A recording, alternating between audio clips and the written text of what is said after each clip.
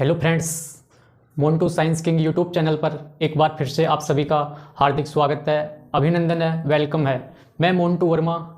दोस्तों, हम बात कर रहे थे ह्यूमन डाइजेस्टिव सिस्टम के बारे में, और इसमें आज हम बात करने वाले हैं जो भोजन का पाचन होता है वो किस प्रकार से होता है और आहार नाल के कौन से भाग में किसका पाचन होता है, इसके बारे में आज हम डिटेल से स्टडी करने वाले हैं। तो आइए हेडिंग लगा दीजिए, फिजियोलॉजी ऑफ डाइजेशन।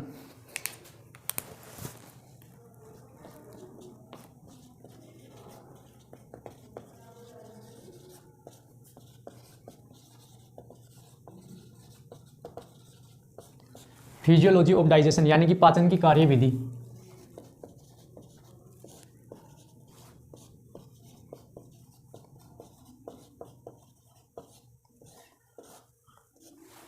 देखिए दोस्तों, जो हमारे शरीर के अंदर जो भोजन का पाचन होता है वो किस प्रकार से होता है, तो इसको आज हम डिटेल से देखने वाले हैं। तो आइए डायग्राम के माध्यम से देखते हैं कि जो भोजन का पाचन होता है वो किस प्रकार से होता है। तो डायग्राम ड्रॉ करते हैं यहाँ पर।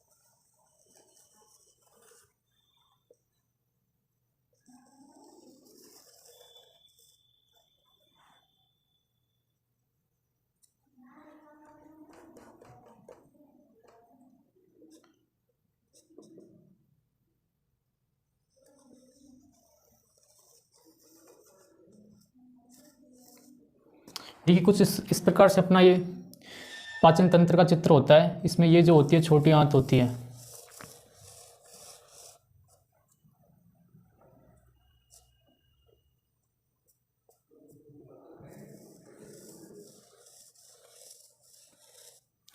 ठीक है, यहाँ पर क्या होता है कि लीवर होता है, इससे अटैच होता है लीवर।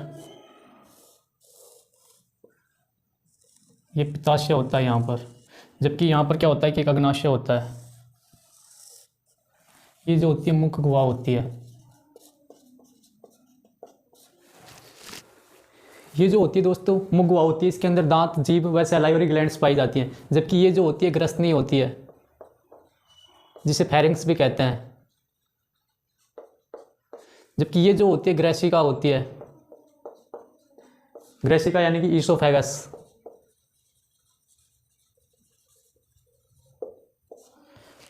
इसके बाद ये जो होता है अग्नाशय होता है। ये जो होता है लीवर होता है, लीवर यानी कि यकृत। और ये जो होता है पित्ताशय होता है यानी गॉल ब्लैडर, पित्ताशय। ये होता है आमाशय यानी कि स्टमक होता है। ये छोटी आंत होती है, स्मॉल इंटेस्टाइन। ये जो होती है बड़ी आंत होती है। अब देखिए क्या होता है कि इस मुख गुहा के अंदर जैसे ही हम भोजन को ग्रहण करते हैं तो मुख गुहा के अंदर क्या होता है कि दांत पाए जाते हैं, और इसके अलावा इसमें जीभ भी पाई जाती है, और इसके अलावा इसमें सैलाइवरी ग्लैंड्स पाई जाती हैं। तो क्या होता है कि जैसे हम भोजन को ग्रहण करते हैं तो ये जो मुख गुहा के अंदर जो दांत होते हैं इसको भोजन को काटने व चबाने का काम करते हैं। और जो इसके अंदर जो सैलाइवरी ग्लैंड्स पाई जाती हैं यानी कि लार ग्रंथियाँ पाई जाती है, उनका काम होता है कि जीभ के माध्यम से इस भोजन को लुगदीनुमा बना देती है। और जो मुख गुहा के अंदर जो लुगदीनुमा भोजन होता है उसे बोलस के नाम से जाना जाता है। मैंने आपको पहले भी बताया था, जो मुख गुहा के अंदर जो भोजन बनता है उसे बोलस के नाम से जानते हैं, ध्यान में रखिएगा। अब देखिए, जैसे यहाँ पर भोजन दांतों के द्वारा काट दिया जाता है तो ये भोजन क्या होता है कि आगे जैसे आगे सरकता है, तो ये होती है ग्रसनी। अब देखिए इस ग्रसनी के अंदर देखिए एक चीज़ मैं आपको बताता हूँ। ये जो ग्रसनी होती है ना दोस्तों, ये भोजन नली व श्वास नली दोनों की तरह कार्य करती है। जैसे ही आप इस स्ट्रक्चर को थोड़ा सा खोलोगे तो क्या होता है कि कुछ इस प्रकार से डायग्राम होता है इसका।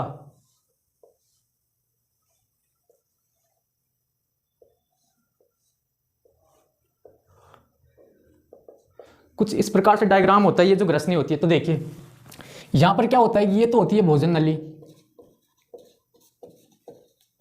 और ये जो होती है ये होती है श्वास नली। अब देखिए क्या होता है कि जब हम कभी भोजन करते हैं ना, तो क्या होता है कि कभी कभार जो हम भोजन करते हैं वो खांसी के द्वारा बाहर निकल जाता है। ऐसा क्यों होता है? देखिए क्या होता है कि जैसे ये भोजन मुख गुहा से आगे सरकता है, तो क्या होता है कि कभी कभार जो ये भोजन होता है भोजन नली में न जाकर श्वास नली में चला जाता है। अब श्वास नली में भोजन का काम ही नहीं होता है, तो ये भोजन नली कहती है कि भाई तेरा यहाँ पर क्या लेना देना है, तू यहाँ किस लिए आया है, यहाँ तो तेरा कोई काम ही नहीं है। क्योंकि यहाँ पर तो जो काम होता है वो ऑक्सीजन और CO2 का आदान प्रदान का होता है श्वास नली के अंदर, न कि भोजन का। तो क्या होता है कि जो भोजन होता है वो खांसी के द्वारा बाहर निकाल दिया जाता है, उसका काम होता है केवल भोजन नली में। इसीलिए क्या होता है कि यहाँ पर एक संरचना होती है, यहाँ पर क्या होता है कि एक संरचना होती है जिसे एपिग्लोटिस के नाम से जाना जाता है। यहाँ पर एक संरचना होती है, यहाँ पर ढक्कन नुमा एक संरचना होती है जिसे एपिग्लोटिस के नाम से जाना जाता है, एपिग्लोटिस। और इस एपिग्लोटिस का कार्य होता है कि ये जो भोजन होता है ये श्वास नली में जाने से रोकता है। ये जो एपिग्लोटिस होती है इसका काम होता है कि जो भोजन होता है उसको श्वास नली में जाने से रोकता है। इसके बाद देखिए दोस्तों, ये जो भोजन होता है इस ग्रसनी से आगे सरकता है, तो आती है ग्रसिका। अभी ग्रसिका के अंदर कोई पाचन की क्रिया नहीं होती है, ध्यान में रखिएगा। इस प्रकार से हमारे शरीर के अंदर जो पूरी पाचन की जो क्रिया होती है इस प्रकार से होती है, ध्यान में रखिएगा दोस्तों।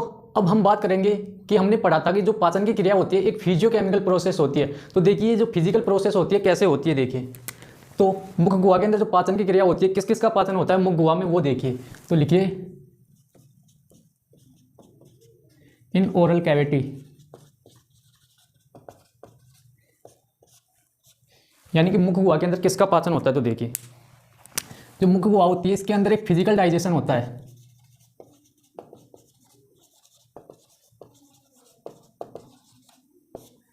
फिजिकल डाइजेशन होता है। देखिए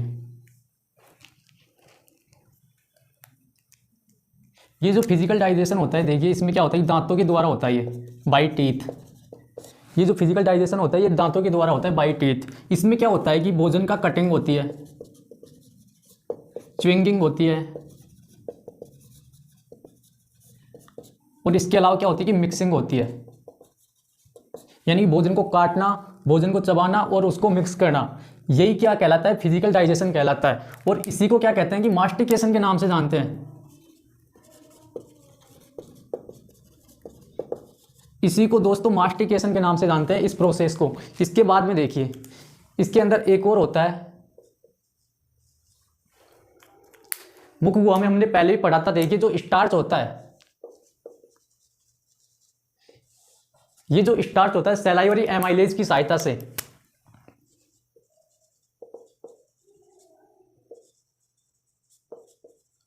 सैलाइवरी एमाइलेज, या इसे टाइलिन भी कहते हैं।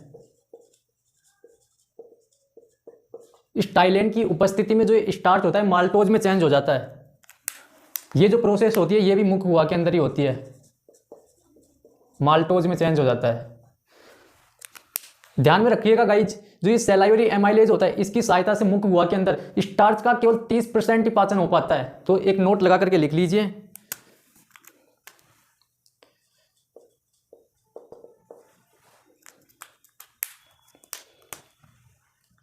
कि मुख गुहा में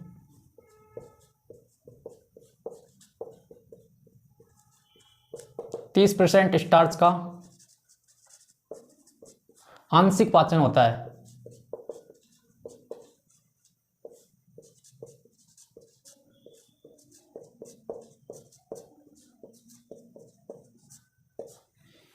मुख गुहा के अंदर बस केवल ये प्रोसेस होती है, इसके अंदर स्टार्च का आंशिक पाचन होता है, जो कि 30% स्टार्च का आंशिक पाचन होता है। इसके बाद देखिए जो ग्रसनी होती है और ग्रसिका होती है, इसके अंदर पाचन की क्रिया नहीं होती है। इसके बाद में आते हैं अपन आमाशय के अंदर। जो आमाशय होता है इसके अंदर प्रोटीन और कुछ लिपिड्स का पाचन होता है। तो देखते हैं, यहां पर लिख देता हूं मैं, इन स्टमक। इसमें देखिए आमाशय के अंदर जो एक होता है प्रोटीन, ये जो प्रोटीन होता है पेप्सिन की सहायता से या फिर पेप्सिन की उपस्थिति में, पेप्सिन की उपस्थिति में पेप्टोन्स और प्रोटीएजेज में चेंज हो जाता है, प्रोटीएजेज, ध्यान में रखिएगा। इसके बाद में देखिए जो लिपिड होता है, इसके बाद में देखिए जो लिपिड होता है ये लाइपेज की उपस्थिति में ये जो लिपिड होता है लाइपेज की उपस्थिति में फैटी एसिड और ग्लिसरॉल में चेंज हो जाता है, फैटी एसिड और ग्लिसरॉल। दोस्तों ध्यान में रखिएगा, जो ये लिपिड होता है लाइपेज की उपस्थिति में फैटी एसिड और ग्लिसरॉल में चेंज हो जाता है। आमाशय के अंदर इनका केवल पाचन होता है। इसके बाद दोस्तों जो सर्वाधिक जो पाचन की क्रिया होती है वह छोटी आंत के अंदर ही होती है। जो सर्वाधिक जो भोजन की पाचन की जो क्रिया होती है वो छोटी आंत के अंदर होती है। तो आइए देखते हैं किस किस का छोटी आंत के अंदर पाचन होता है। तो हेडिंग लगा दीजिए इन स्मॉल इंटेस्टाइन।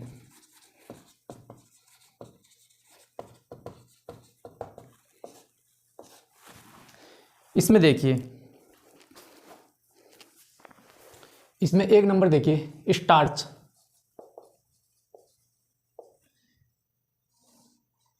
ये जो स्टार्च होता है दोस्तों अल्फा एमाइलेज की उपस्थिति में,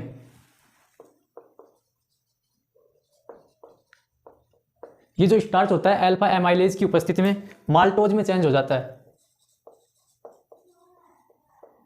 ध्यान में रखिएगा। इसके बाद देखिए इसमें आता है एक ट्रिप्सिनोजन।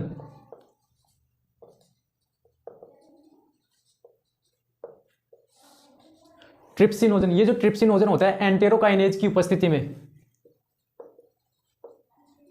एंटेरोकाइनेज ये एक ऐसा एंजाइम होता है जो कि आंतरिक म्यूकोसा से स्रावित होता है। ध्यान में रखिएगा, ये आंतरिक म्यूकोसा से स्रावित होता है, आंतरिक म्यूकोसा से स्रावित। ये जो ट्रिप्सिनोजन होता है एंटेरोकाइनेज की उपस्थिति में ट्रिप्सिन में चेंज हो जाता है, ट्रिप्सिन में चेंज हो जाता है। ध्यान में रखिएगा। इसके बाद देखिए एक होता है काइमोट्रिप्सिनोजन।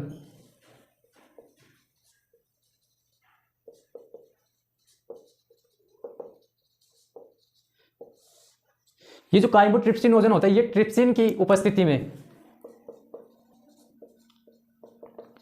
इस ट्रिप्सिन की उपस्थिति में काइमोट्रिप्सिन में चेंज हो जाता है, काइमोट्रिप्सिन। इसके बाद देखिए दोस्तों एक होता है माल्टोज।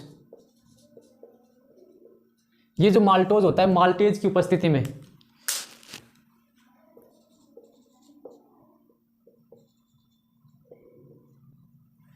ये जो माल्टोज होता है माल्टेज की उपस्थिति में देखिए दोस्तों, ये जो माल्टोज होता है माल्टेज की उपस्थिति में ग्लूकोज के दो अणुओं में चेंज हो जाता है।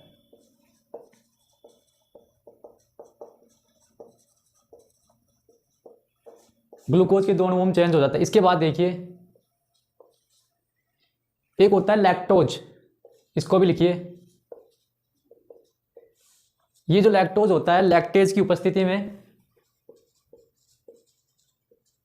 लैक्टेज की उपस्थिति में एक ग्लूकोज और एक गैलेक्टोज में चेंज हो जाता है, गैलेक्टोज।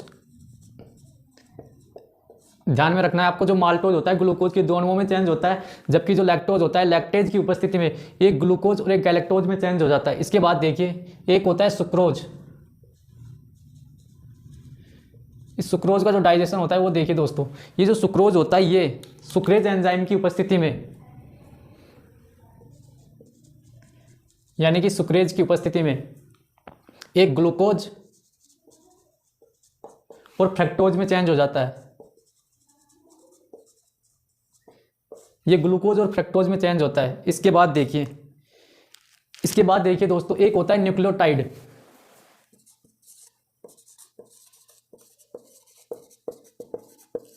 न्यूक्लियोटाइड, ये जो न्यूक्लियोटाइड होता है ये न्यूक्लियोटाइडेज की उपस्थिति में, न्यूक्लियोटाइडेज, ये न्यूक्लियोटाइड होता है दोस्तों, इस न्यूक्लियोटाइडेज की उपस्थिति में न्यूक्लियोसाइड में चेंज हो जाता है, न्यूक्लियोसाइड में चेंज हो जाता है। इसके बाद देखिए एक और होता है न्यूक्लियोसाइड। अब ये जो न्यूक्लियोसाइड होता है ये देखिए,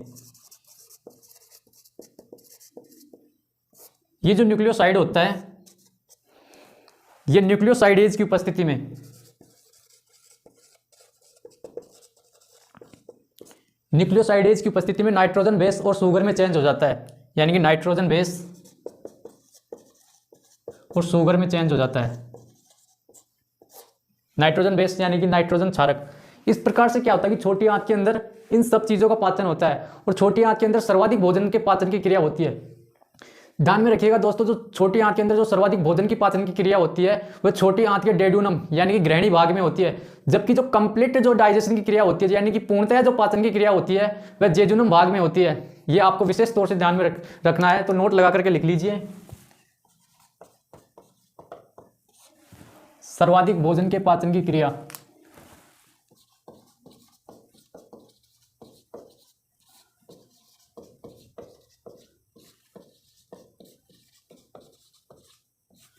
जो सर्वाधिक जो भोजन का पाचन होता है वह छोटी आंत के डेड्यूनम भाग में होता है।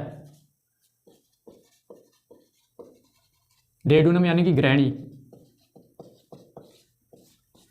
जबकि जो कंप्लीट डाइजेशन की क्रिया होती है यानी कि पूर्णतः जो पाचन की क्रिया होती है वह छोटी आंत के जेजुनम भाग में होती है। तो इसको भी लिखिए, पूर्णतः पाचन की क्रिया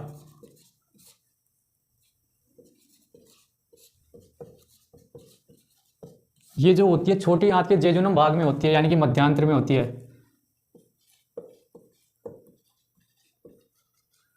यानी कि मध्यांतर, इसे अग्र क्षुद्रांत के नाम से भी जाना जाता है। इसके अलावा देखिए, जो सर्वाधिक जो भोजन के अवशोषण की क्रिया होती है, जो अवशोषण क्या होता है इसको हम आगे देखने वाले हैं, लेकिन जो सर्वाधिक जो भोजन के अवशोषण की जो क्रिया होती है वह भी छोटी आंत के जेजुनम भाग के अंदर ही होती है। तो लिख लीजिए इसको भी, सर्वाधिक अवशोषण की क्रिया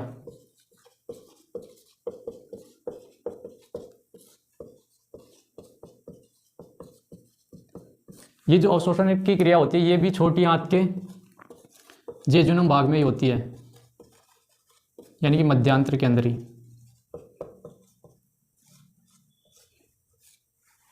इस प्रकार से हमारे छोटी आंत के अंदर भोजन के पाचन की क्रिया होती है। बड़ी आंत के अंदर क्या होता है कि केवल जल व कुछ खनिज लवणों का अवशोषण होता है, उसके अंदर पाचन की क्रिया नहीं होती है। ध्यान में रखिएगा, बड़ी आंत के अंदर क्या होता है कि पाचन की क्रिया नहीं होती है। इस पाचन के बाद में क्या होता है कि जो भोजन का अवशोषण होता है वो किस प्रकार से होता है। दोस्तों अवशोषण क्या होता है ये देखते हैं। अवशोषण का मतलब होता है कि आहार नली में भोजन के पाचन के बाद पोषक तत्वों का आहार नली से ब्लड के द्वारा जो ब्लड में अवशोषित होने की जो क्रिया होती है वही एब्जॉर्प्शन कहलाती है। तो देखते हैं कि जो हमारे शरीर के अंदर जो अवशोषण की क्रिया होती है वो किस प्रकार से होती है। तो हेडिंग लगा दीजिए, एब्जॉर्प्शन ऑफ डाइजेस्टिव प्रोडक्ट।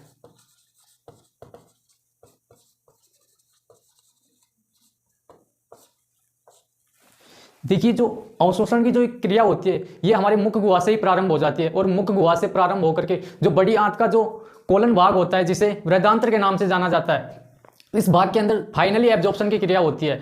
तो पहले ये देख लेते हैं कि एब्जॉर्प्शन क्या होता है। इसकी डेफिनेशन लिख लीजिए आप। एब्जॉर्प्शन यानी कि अवशोषण।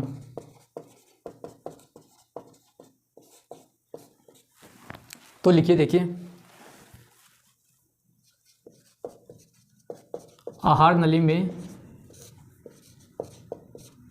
भोजन के पाचन के बाद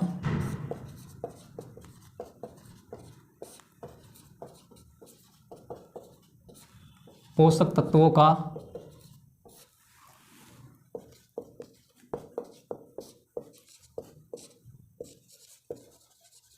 ब्लड में अवशोषित होने की क्रिया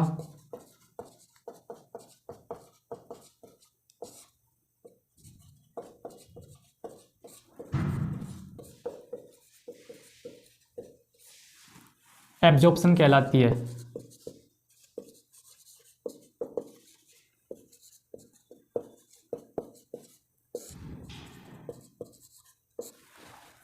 दोस्तों ये जो एब्जॉर्प्शन की क्रिया होती है ये हमारे मुख गुहा से ही आरंभ हो जाती है। तो लिखिए,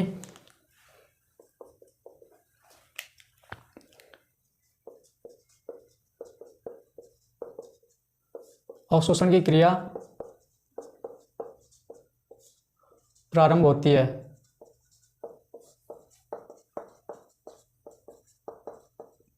जो अवशोषण की जो क्रिया होती है ये मुख गुहा से ही प्रारंभ होती है। तो लिख लीजिए, मुख गुहा, मुख गुहा से अंतिम अवशोषण की क्रिया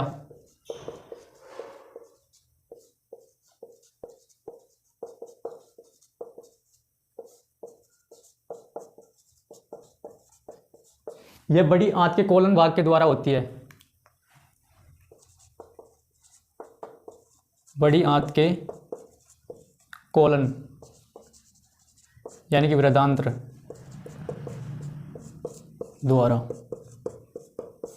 दोस्तों ध्यान में रखना, यहाँ से क्वेश्चन पूछ लिया जाता है कि बताइए कि जो अवशोषण की क्रिया होती है वो कहाँ से प्रारंभ होती है। तो ये जो अवशोषण की क्रिया होती है ये हमारे मुख गुहा से प्रारंभ होती है, जबकि जो अंतिम अवशोषण की क्रिया होती है वह बड़ी आंत के कोलन भाग के अंदर होती है। ध्यान में रखिएगा। इसके बाद में देखिए दोस्तों, जो मुख गुहा होती है इसके अंदर किस किस का अवशोषण होता है। तो मुख गुहा के अंदर क्या होता है कि कुछ दवाइयों का ही अवशोषण हो पाता है। तो इसको भी लिख लीजिए, एब्जॉर्प्शन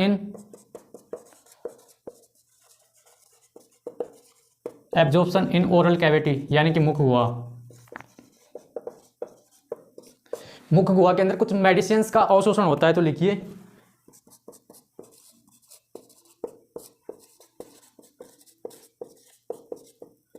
कुछ दवाइयों का अवशोषण।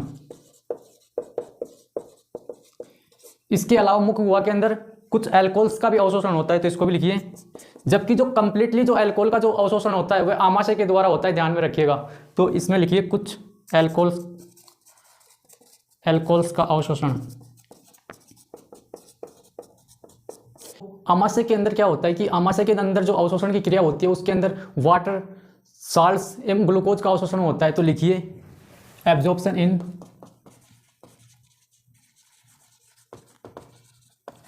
In stomach. आमाशय में किस किस का अवशोषण होता है। तो देखिए आमाशय में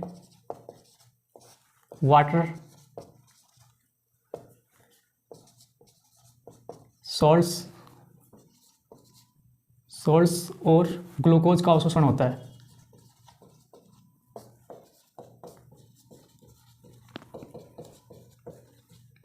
जबकि आमाशय के अंदर क्या होता है, जो अल्कोहल का जो कंप्लीट अवशोषण होता है वो आमाशय के अंदर होता है। ध्यान में रखिएगा दोस्तों, यहाँ से क्वेश्चन पूछ लिया जाता है कि बताइए कि अल्कोहल्स का जो कंप्लीटली जो एब्जॉर्प्शन होता है वो किसके अंदर होता है। तो आमाशय के अंदर होता है। तो इसको ध्यान में रखिएगा, लिख लीजिए अल्कोहल्स का कंप्लीटली एब्जॉर्प्शन होता है।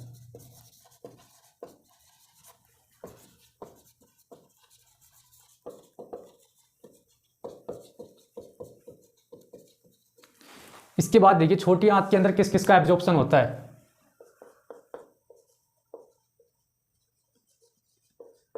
Absorption in small intestine.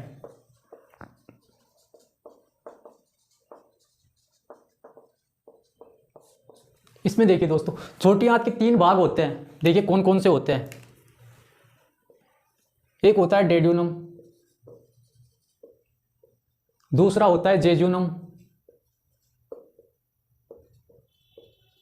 और तीसरा होता है इलियम।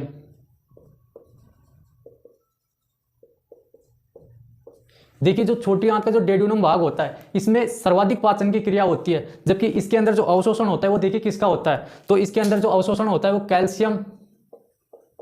कैल्शियम व आयरन का अवशोषण होता है।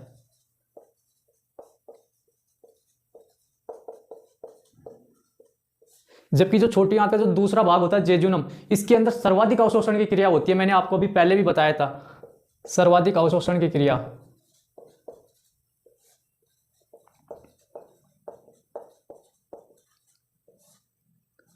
जबकि सर्वाधिक जो पाचन की क्रिया होती है वो डेड्यूनम के अंदर होती है। ध्यान में रखिएगा, क्वेश्चन बार बार पूछ लिया जाता है, कंफ्यूजिंग क्वेश्चन बनते हैं यहाँ से कि बताइए कि सर्वाधिक जो पाचन की क्रिया होती है वह किसके अंदर होती है। तो सर्वाधिक जो पाचन की क्रिया होती है वो डेड्यूनम के अंदर होती है, जबकि जो सर्वाधिक अवशोषण की जो क्रिया होती है वह जेजुनम के अंदर होती है। ध्यान में रखिएगा। जबकि छोटी आंत का जो तीसरा भाग होता है इलियम, इसके अंदर क्या होता है कि कुछ बाइल सॉल्ट्स का अवशोषण होता है।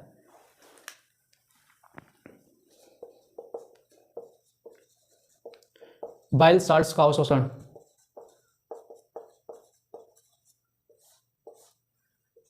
यानी पित्त लवणों का अवशोषण की जो क्रिया होती है वो छोटी आंत के इलियम भाग के अंदर होती है। इसके बाद देखिए जो बड़ी आंत होती है इसके अंदर किसका अवशोषण होता है।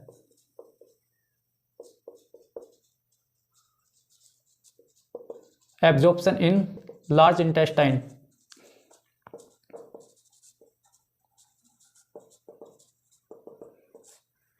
दोस्तों बड़ी आंत के अंदर क्या होता है कि पाचन की क्रिया नहीं होती, इसके अंदर केवल अवशोषण की क्रिया ही होती है, एब्जॉर्प्शन की क्रिया ही होती है। और बड़ी आंत के अंदर क्या होता है कि जल व कुछ खनिज लवणों का अवशोषण होता है, तो लिखिए इसमें जल व कुछ खनिज लवणों का अवशोषण होता है।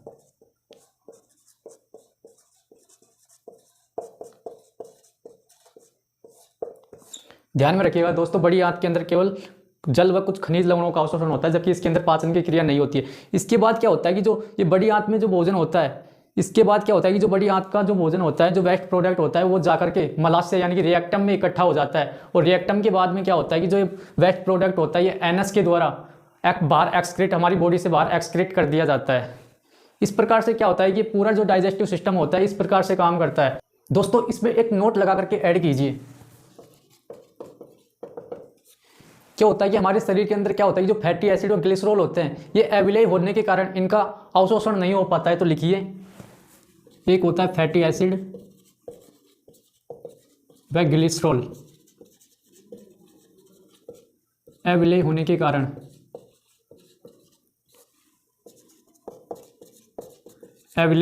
कारण अवशोषित नहीं हो पाते हैं।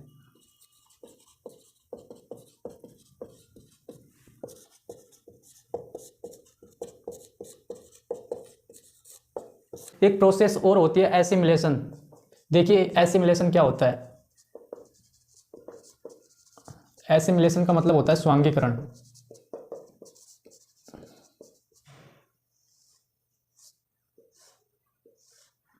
ये जो अवशोषित पदार्थ होते हैं अंत में ऊतकों में पहुंचते हैं, और ऊतकों में पहुंचने के बाद में क्या होता है कि ये जो अवशोषित पदार्थ होते हैं ये हमारे शरीर के अंदर विभिन्न प्रकार की क्रियाओं के लिए उपयोग में लाए जाते हैं। तो लिख लीजिए, अवशोषित पदार्थ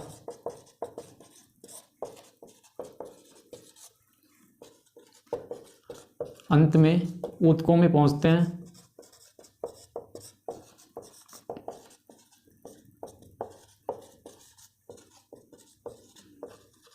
और वहां से विभिन्न क्रियाओं के लिए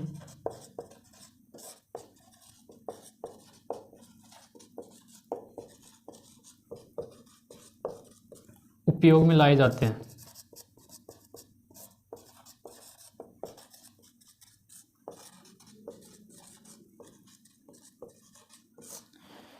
इस प्रकार से दोस्तों हमारे शरीर के अंदर पूरे पाचन की क्रिया होती है, भोजन के पाचन की क्रिया होती है। तो आज हमारा जो ये डाइजेस्टिव सिस्टम था खत्म होता है। यदि आपने अभी भी चैनल को सब्सक्राइब नहीं किया है तो सबसे पहले चैनल को सब्सक्राइब कीजिए और वीडियो को लाइक और शेयर कीजिए। Thank you so much.